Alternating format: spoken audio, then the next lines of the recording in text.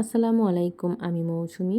প্রতিদিনের মতো আজকের সকাল শুরু হলো আমার রান্না দিয়ে। আমি নিয়ে নিয়েছি কাচকি মাছ, আয়ার মাছ আর ভাজি কেটে নিয়েছি। ভাজিটা চড়িয়ে দিলাম।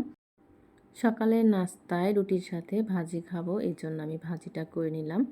এখানে ভাজিটা সিদ্ধ হতে দিয়েছি। এরপরে আমি এটাকে বাগার দিয়ে নিব। বাগারের জন্য আমি একটু রসুন ছেঁচে নিলাম। ছেঁচে নেওয়া রসুন আর পেঁয়াজ কুচি তেলে ভেজে নেব। তেলে ভাজা হয়ে গেলে আমি এটাকে সবজিতে ঢেলে নিলাম। তারপর এটাকে ধনিয়া পাতা দিয়ে মিক্সড করে নিব। মিক্সড করা হয়ে গেলে এটাকে আমি বাটিতে বেড়ে ফেলবো। এবার এটাকে আমি বাটিতে বেড়ে নিলাম। এখন আমি রুটি ভেজে নিব। রুটি ভাজা হয়ে গেলে আমি ডিম পোচ করব। ডিম পোচ হয়ে গেলে নামিয়ে নিব। সবাইকে নিয়ে এখন নাস্তা খেতে যাব, তাই চাটা বেড়ে নিলাম। নাস্তা খাওয়া শেষ করে এবার আমি পাকের ঘরে চলে এলাম।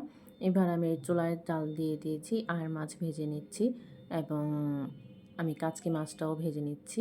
এরপর আমি আর মাছ ভুনা করার জন্য পেঁয়াজ আর কাঁচামরিচ ভেজে নিচ্ছি। তারপর মশলাটা কষাতে দিয়ে টমেটো দিয়ে কষিয়ে নিব। কষিয়ে তারপর মাছটা দিয়ে দিলাম।